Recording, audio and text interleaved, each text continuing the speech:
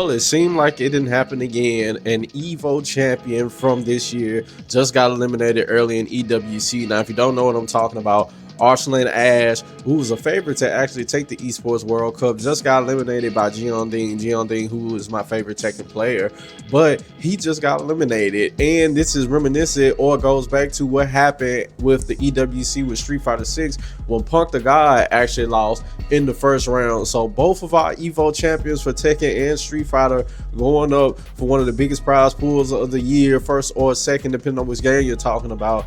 They just lost early. Now, this makes you think, is this something normal? Is this common for the different high players when they win Evo? Do you see kind of a slump right after? It makes you think. So we're going to take a look back at a few years of history and see if this is actually true. And you see right here, Jeonding, just wanted to show y'all this, popping off, actually defeating Arslan Ash. And you go see right here, he's actually going to go get his trophy from him and gonna give him the sign right there saying he basically destroyed that boy. Look at it. You saw Jeonding. If I'd have did my predictions, I would have told y'all about him, but you know, I ain't do them. You know, it's a lot going on. All right, so we're gonna look right here at our last few years of Evo champions, starting with 2023 Street Fighter 6 Angry Birds. So you see right here, he got his Evo championship for the 2023 series, and right after that, he kind of was winning, but not coming up. He kind of was coming up close, but not necessarily winning. Taking second place at Gamers 8, fourth place at a Street Fighter 6 Invitational, second place at a CPT event, and then finally ending off the year with a first place at Fave Cup 2023. So kind of went on a not winning right afterwards, but was able to pull it together towards the end of the year. So we'll look here at Arslan Ash. You know, he won in 2023 as far as Evo, and here it is, 2023 Evo Championship Series. And you see right afterwards, he plays 5th and 6th at Havoc, but then first at ATK Fight Night, second at Cape Town Showdown, 5th and 6th at Saudi Fighting League. Then he had 2 first place, and then ending the year with a 5th place. So still some first places in there, but you know, you can see he kind of got a little shaky right afterwards.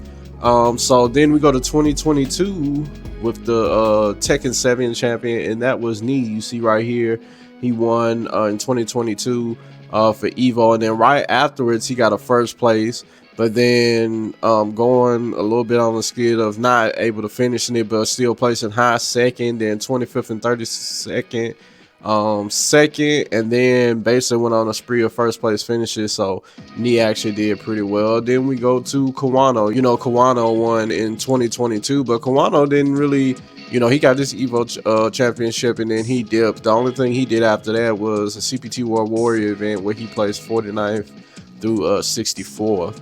And then we go to 2019, where we see Bon Chan won Evo 2019, but then he was able to place first right after at Celtic Showdown 2019, but then he kind of went on a little skid for the rest of the year.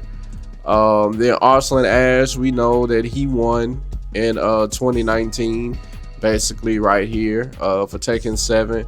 He got first right afterwards at Insomnia Dubai, but then for the rest of the year kind of went on a little skid. So we see the results are kind of a little shaky. Some basically went on their little skids, but basically afterwards most people were able to really keep it up as far as like winning consistently throughout the year. But like right afterwards, you do see a little bit of people winning Evo and then not able to really like capture it. Some still placing high, like second, fourth and stuff like that, but still not capturing. But nothing like too crazy with them basically getting demolished right after, as far as like the games like they like Punk and Arslan Ash just did at the Esports World Cup. Now I think what you can basically base this on, the games that we basically showed, Street Fighter 5 and Tekken 7, they were basically games that we looked at them basically towards the end of their life cycle. You know, so everybody kind of know what the game is. Everybody's going to be pretty consistent. Everybody knows how to play it. So I think that more so speaks to just Tekken 8 and Street Fighter 6 still being new, still being kind of a little bit random. We talked about fighting game players like Taquito talked about how like the game is random and stuff like that. People are still trying to figure it out. So I think that more so testifies to that.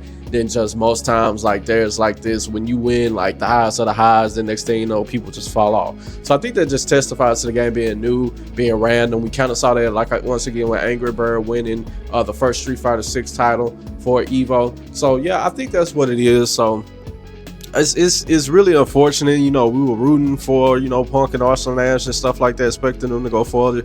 You know, with Arslan Ash, he's been so, you know, dominant at the highest of the heights in Tekken. I mean, basically the Tekken GOAT right now. We wanted to see his dominance keep on, but I mean, you know, it's just one of those things. The game is new, but we'll see in the future years of this game. So y'all let me know what y'all think in the comment section down below. It's your boy Rex on Max. Peace out.